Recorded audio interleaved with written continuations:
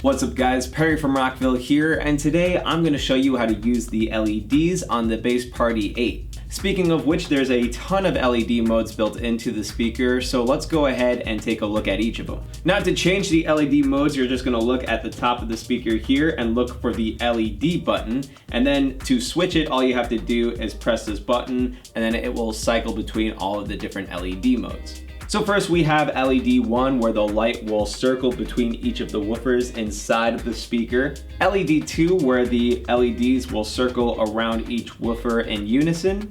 We then have LED mode 3, where the lights on the top and the bottom will light up and change color to the music. LED mode 4, where the light will cycle between the first woofer here and then make its way to the second woofer at the bottom. LED mode 5, where the top LED will light up with a hue at the bottom, and then it will switch to the LEDs on the bottom and hue up to the top and cycle between each. LED mode 6, where it will circle around the top woofer here, and then it will circle around the bottom one, and then circle around the top one again. LED mode 7, where the LEDs will circle around in a figure 8 motion between each woofer. And then LED mode 8, where the LEDs will light up between each woofer.